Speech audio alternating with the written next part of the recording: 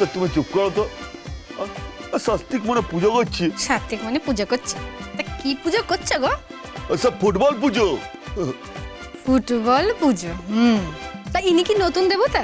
হ্যাঁ, নতুন দেবতা, যার জন্য সে লক্ষ লক্ষ কোটি কোটি বাঙালি পাগল। শুধু একবার মাঠে নামলেই হলো, সে সব পূজারি সে একই মন্ত্র, গোল গোল। বুড়ো ভাম একটা, খেয়ে বসে কাজ নেই, রাত্রিবেলা বসে বসে ফুটবল পুজো করছে। আই ভোদা, আই তোরও কি খেয়ে দেয় কোনো কাজ নেই নাকি এর সঙ্গে সঙ্গত করছিস? কি করব, পরেশ প্রেসিডেন্ট বলেছে বলে কথা। কত বড় ফুটবল প্রতিযোগিতা আছে বলো তো? তা পুজো করবি না ফুটবল প্রতিযোগিতা করবি? পুজো শেষ হলেই তো ফুটবল প্রতিযোগিতা শুরু হবে। ব্যাপারটা একেবারে জমে যাবে, লোকে সব ঠিক ঠিক করবে, আর তার মাঝখান থেকে কি? আচ্ছা আমি বলি, সে বলটা নিয়ে সে একে কাটিয়ে ওকে কাটিয়ে টাচ করে বলটাকে শূন্যে তুলে একদম সে বাইসাইকেল কিক, গোল। আই নামো নামো শিগগির, এই নোংরা ফুটবলটাকে নামাও, আমি বিছানা পরিষ্কার করবো। আই নামো, আই তুই নাম, ফুটবল নামা। ইস কোথাকার নোংরা ফুটবল মাগো বিছানায় তুলেছে, তুমি নামলে? অসম্মান করো না, সে আমাকে অসম্মান করো না আরতি। এই ফুটবল একদিন আমাদের এই পরিবারের সম্মান নিয়ে আসবে সে। হ্যাঁ, সে যেদিন আমি সে জিতে নিয়ে আসবো। তোমার আর যেতে হবে না গো, তোমার এই জীবনে কিচ্ছু হবে না।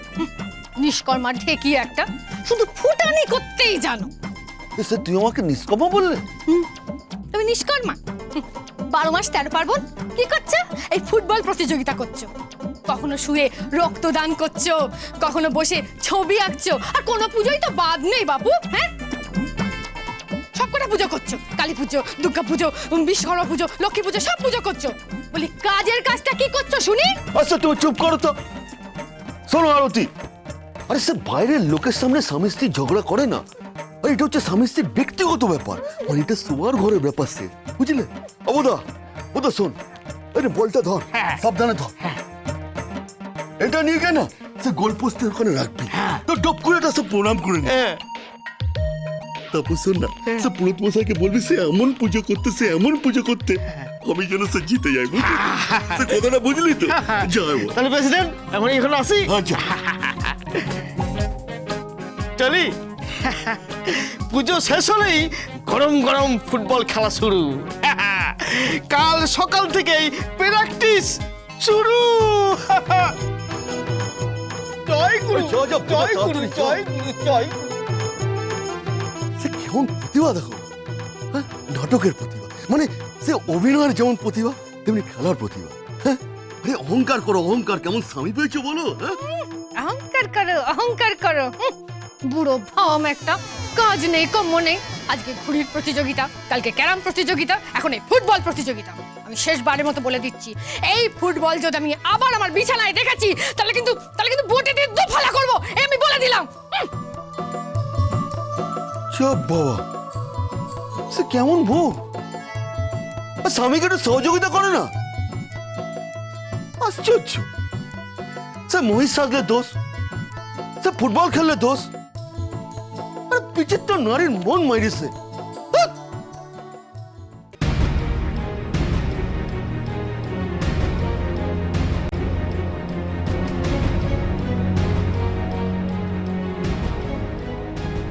তোমার হাজবেন্ডকে নিয়ে আমার সন্দেহ হয়, আমার মনে হয় ও যেটা সেটা ও নয়, যেটা ও দেখায় সেটা সত্যি নয়। সেই সোনার দুলের কথা মনে আছে? সেই সোনাটুকু কেনার জন্য আমার খোকা প্রাণপাত করছে। কোথায় তুমি তার পাশে দাঁড়াবে তা না, তুমি তার সমালোচনা করছো।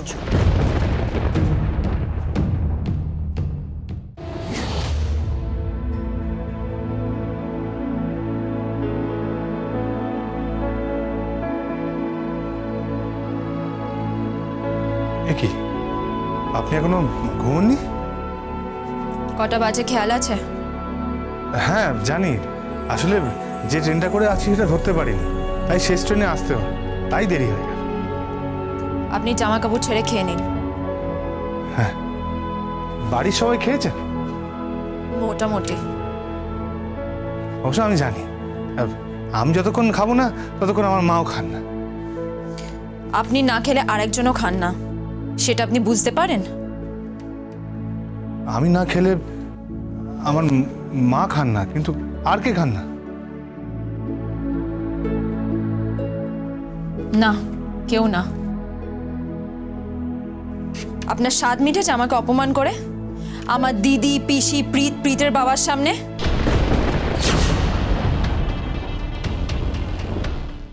আপনার স্বাদ মিটেছে আমাকে অপমান করে, আমার দিদি, পিসি, প্রীতের বাবার সামনে?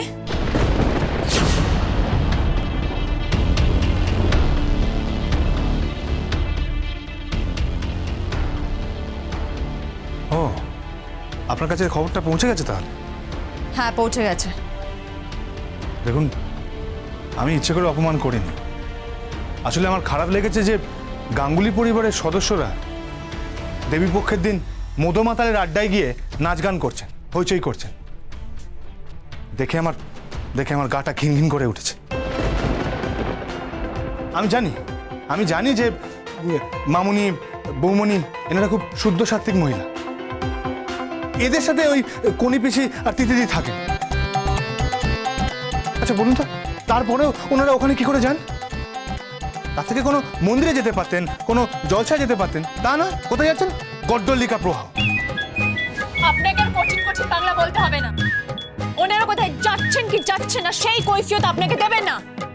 আমার শুধু একটাই বক্তব্য, আপনি আর কতদিন আপনি বিয়ারেগিরি করে চালাবেন?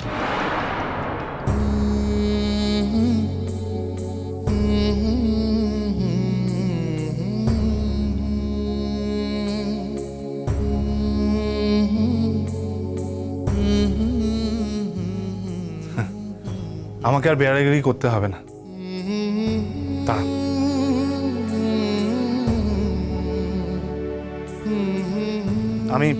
আমি এই সমস্ত টাকা উপার্জন করে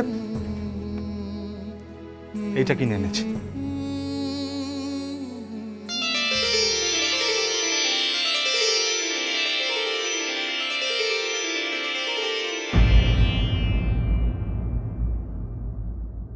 আপনি আমার জন্য খাবার এনেছেন, আপনি আমার কথা ভেবেছেন, তার জন্য আপনাকে অনেক ধন্যবাদ। আমাকে ধন্যবাদ দিচ্ছেন কেন? আমি তো ভাবিনি মা ভেবেছেন। আমি তো মাতৃআজ্ঞা পালন করছি। মাতৃআজ্ঞা? আপনি নিয়ে থেকে আমাকে খাওয়াতে আসেননি? আপনার মনে হয়নি যে একটা মেয়ে না খেয়ে আছে, বাড়ির বউটা না খেয়ে আছে, আপনি তাকে খাওয়াতে আসেননি? না,